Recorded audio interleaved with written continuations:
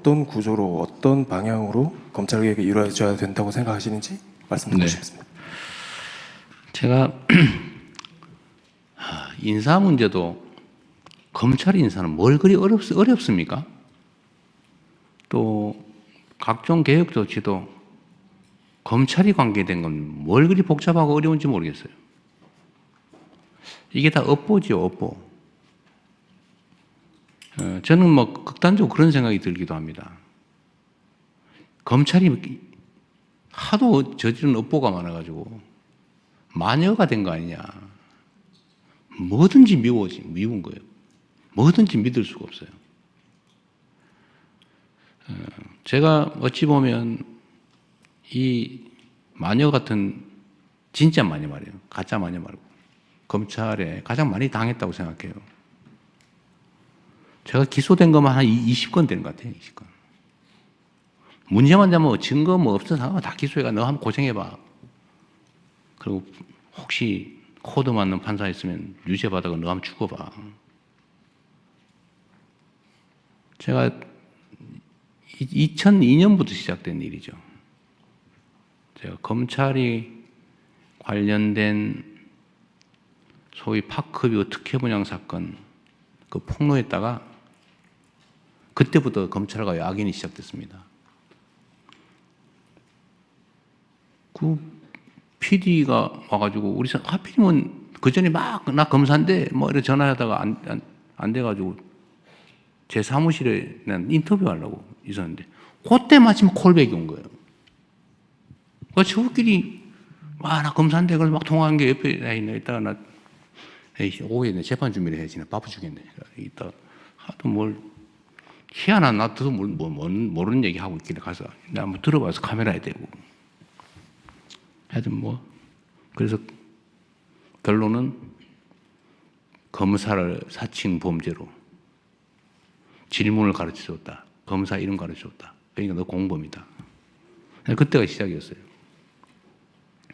저를 잡는 게 목표였죠.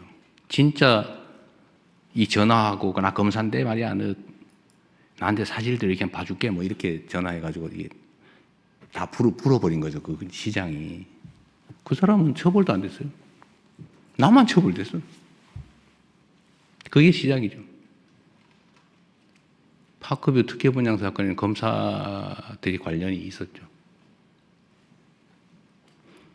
대장동. 그 검사들이 해먹은 거 아닙니까? 한 패로. 하여튼 큰 부패 사건에는 검찰이 들어있더라고 보니까. 내 경험으로.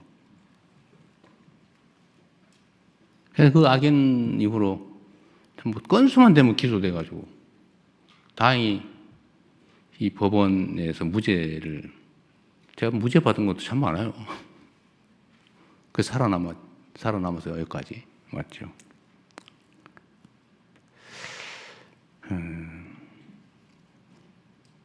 근데 검찰은 첫째 문제는 있는 사건을 덮는다. 그래서 그 얘기했죠. 사건을 덮어서 돈을 벌고 사건을 만들어서 성공한다. 없는 사건 만드는 것도 실력이에요. 막 쥐어짜가지고 뭐 그러다 막 자살하고 죄진 사람 잡아다가 느껴 봐줄 테니까 한번 얘기해봐 이래가지고 조작해가지고 없는 사람 집어넣고 하여튼 덮는 것도 힘이고 만드는 것도 힘이죠. 근데 이걸 너무 많이 해가지고 결국 온 국민들이 의심하고 검사는 아무것도 하지 마. 지금 그렇게 된 겁니다. 제가 권력이라고 하는 건 부패나 남용의 가능성이 얼마든지 있기 때문에 그래서 삼권 분립도 하는 거예요. 한 사람이 다 권력은 위험하잖아요. 견제와 균형을 이루어야 된다. 권력은. 언제든지 부패하기 때문에 남용되기 때문에 그래서 남용의 여지를 줄여야 된다.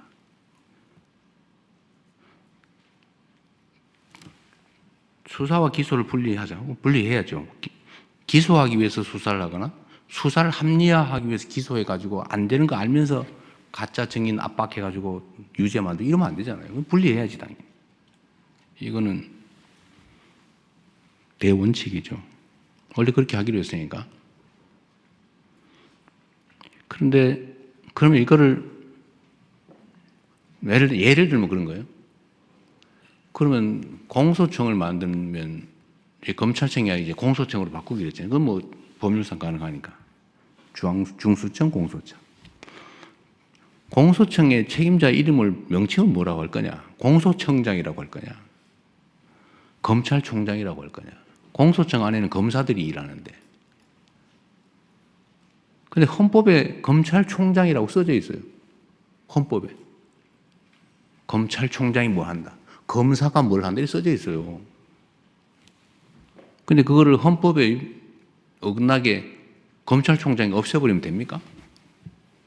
그런데 검찰 안 돼. 검찰자 쓰지 마. 공소청장이라 해야 돼. 지금 이러고 있잖아요.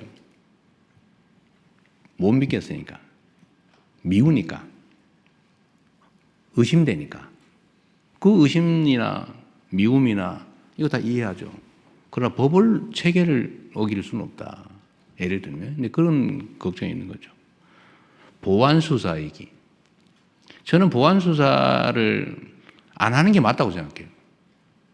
그러나 예외적으로 필요한 경우가 있어요. 공소시효가 이틀밖에 안 남았는데, 예를 들면, 송치가 왔어요. 이틀밖에 안 남았어. 간단하게 어디 물어보면 돼. 예를 들면. 그런데 이거를 보완수사가 전면 금지가 되면 경찰로 다시 보내고 가는데 이틀, 오는데 이틀 하고 끝나버려요. 예를 들면 이런 경우 어떡할 거예요? 간단하게 확인하면 될 일을. 그런 경우에 남용의 가능성을 봉쇄하고 없애고 아주 예외적인 경우에 남용의 여지가 없게 안전장치를 만든 다음에 그런 거 정도는 해주는 게 실제로 국가 업무를 효율적으로 처리하는 길이기도 하잖아요. 이 검찰개혁의 핵심은 검찰한테 권력을 뺏는 게 목표가 아니에요. 그건 수단과 과정이죠. 진짜 최종 목표는 국민들의 권리 구제예요. 국민들의 인권 보호, 국민들의 권리 구제. 억울한 범죄 피해자가 구제받을 수 있게 가해자를 처벌을 제대로 하는 거. 그거 해야죠. 그거 중요한 얘기잖아요. 억울한 피의자가 없는 죄 뒤집어 쓰거나 지은 죄 이상으로 가혹하게 대가를 치르지 않게 하는 거. 이거 인권보호. 이거 중요하잖아요. 이게 목표지. 누군가의 권력을, 조직의 권력을 뺏는 게 목표가 아니란 말이에요. 그건 수단과 과정이죠. 근데 이게 용서가 안 되는 분들이 있어요. 이해해요. 이때까지 저지른 일이 있으니까. 여하튼 요만큼만 여지가 생기면 악용을 해가 나쁜 짓을 하니까. 의심이 정당화되죠. 그러니까 이걸 봉쇄해야죠. 그거 동의해요. 그럼 어떻게 할 거냐. 그럼 어떻게 예외를 만들고 예외에 대한 안전장치 어떻게 만들까를 막 지금 고민을 하고 이번에는 의제가 아니에요. 이번에 공소청, 중수청 그거는 나중에 더 연구해야 된다 이거는. 그래서 미정 상태예요. 그래서 이건 내가 보니 법안을 안 냈는데 이게 지금 의제가 돼 있어요. 마치 정부는 보안 수사권을 주려고 하는 것처럼 단정을 하고 분명히 주려고 할 거야. 이재명이가 배신했어. 지지철회. 이러고 있어요. 뭐 다 그러는 건 아니에요. 일부. 근데 이것도 뭐 틀린 얘기는 또 아니에요. 포기한다고 딱 깔끔하게 하면 좋은데 거기서 생긴 문제는 어떻게 할 거냐. 더 검토해야 된다. 이번에는 아니다. 이번에는 조직 체계만 하자. 근데 이게 지금 전면에 올라와 있어요. 이거 가지고 막 다투고 있어요. 이게 문제예요.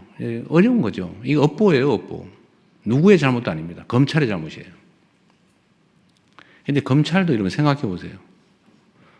한 명이 아니에요. 그 2,000명이 넘는 검사가 있는데 그 중에 이런 나쁜 짓 한 검사 몇 명이나 됩니까? 한 10% 될까요? 누가 그러는데 200명 뭐 그렇게 얘기했잖아요. 오염된 권력을 남용하는 또 남용할 생각을 가진 것으로 의심되는 나머지 1,800명은 또는 최소 1,000명 이상 절반가량은 내가 보기에는 내가 검사로서 정말 억울한 사람 없게 국민의 인권을 보호하고 나쁜 놈 처벌하고 내가 평생을 여기 이런 사람이 있단 말이에요. 그 사람 다 그런 건 아니잖아요. 모두 그런 건 아니다. 그래서 이런 걸 다 고려해야 되는 게 이제 정부의 입장이죠. 저는 이 세부적인 내용을 다 물론 다 제가 검토하지는 않아요. 그럼 물론 보고는 봤지요. 이렇게 얘기하고 있습니다. 그래요. 정부에다 맡겨놨으니까 얘기를 하고 정부안이 최종안이 될 수도 없잖아요. 입법은 국회가 하고 분명히 논쟁이 막 벌어질 텐데 그렇다고 해서 그 논쟁이 두려워서 그냥 검사의 모든 권력을 완전하게 뺏는 방식으로 그렇게 해놓으면 나중에 책임은 어떻게 질 건데요? 정치는 그래도 되죠. 정치가 자기 주장을 막 하면 됩니다. 그러나 행정은 그러면 안 되죠. 책임이 더 크죠.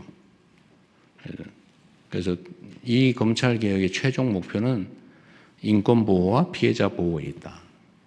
법과 질서를 정의롭게 지키는 데 있다. 이게 여기에 가장 합당한 길이 뭐냐.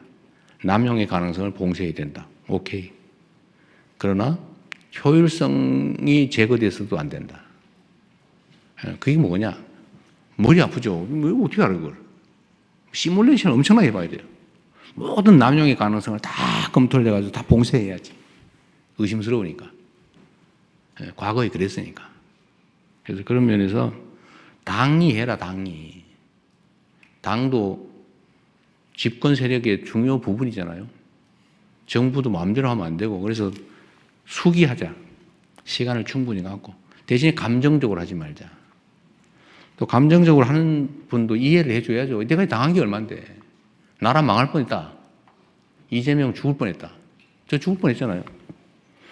수없이 있었던 온갖 그 계기 중에 단 한 개라도 어그러졌으면 저는 죽었겠죠. 구속영장이 발부됐거나 유죄 판결이 났거나 아니면은 법정 측면에서 본다면 또는 또 고등법원에서 신속하게 선고해가 대법원에 넘겨서 확 기각해버리거나 이틀 만에 이틀 만에 파기환송도 하는데 하루 만에 기각은 못 하겠어요? 고등법원에서 판결 그냥 그 당일 선고해버리고 대법원에 하루 만에 넘겨서 그날 선고해버리면 끝이지 뭐 어떡할 건데. 그러려고 했던 거 아니겠어요? 그러나 어쨌든 국민들의 힘으로 살아남았죠. 근데 그 과정을 겪은 이 검찰이나 아니면 이 잘못된 사법제도에 대해서 피해 입은 국민들이 가진 그 엄청난 불신과 그 어쩌면 증오, 그것도 이해를 해야죠. 그런 것도 다 해소해 나가야 된다. 그리고 사법에 대해서도 내가 얘기 나왔으니까 말씀드리는데 저는 불이익을 받은 것도 있고 혜택을 본 것도 있지만 혜택 본 게 훨씬 많아요. 여하튼 결론적으로는 전에 2018년에 4건으로 기소됐다가 잠깐의 우여곡절이 있었지만 결국 법원이 다 무죄 선고해서 살아남았잖아요. 그리고 법원은 그 후에 전 정권에서 벌어진 일도 보면 여튼 위증교사도 저는 참 기가 찰 일인데 그 무죄 선고 났잖아요. 선거법도 우여곡절이 있었지만 항소심에 무죄 났잖아요. 구속영장도 분명히 100% 구속될 거라고 봤는데 기각돼서 살아났잖아요. 그게 이제 법원의 집단지성과 시스템이겠죠. 물론 불이익도 보기도 하지만 그런 점에서 보면 이게 구성원 모두가 그러는 것도 아니에요. 문제점이 있는 걸 제거하면 되는 거죠. 구조적으로 모두가 오염돼서 다 망한 건 아니에요. 검찰도 마찬가지다. 경찰도 마찬가지다. 라는 생각을 좀 해주시면 좋겠어요. 이게 제가 오늘 이 얘기 해가지고 또 막 갑론을박에다가 이재명 못 믿겠다 등등 있을 수 있어요. 그러나 분명한 거는 이거는 완벽한 완성된 안도 아니고 정부도 그냥 그 위원회가 어쨌든 있는데 거기서 반대하는 사람도 있고 찬성하는 사람도 있고 실무자들도 마찬가지고 갑론을박하다가 안으로 낸 거예요. 안으로. 그래서 당과 논의하고 여기서도 아마 의견이 하나로 탁 몰리지는 않을 겁니다. 국민들께도 열어놓고 국민들도 토론하시고 그래서 정말 효율적이고 남용 가능성이 없고 인권보호와 피해자 보호에 도움이 되는 법과 정의와 질서를 유지하는 데 가장 도움되는 효율적이지만 정의로운 남용 가능성이 없는 안전한 검찰 수사제도, 기소제도를 만들자. 말이 좀 길었는데 일이 복잡한 만큼 말이 길었으니 이해 부탁드립니다. 네. 어쨌든 당에서 또 국회에서 정부가 또 국민들께서 함께 토론하고 그 결과를 또 전문가들이 검증하고 뭐 그렇게 10월까지는 또 여유가 있으니까 너무 급하게 서둘러가 체하지 말고 충분히 의논하시면 좋겠습니다.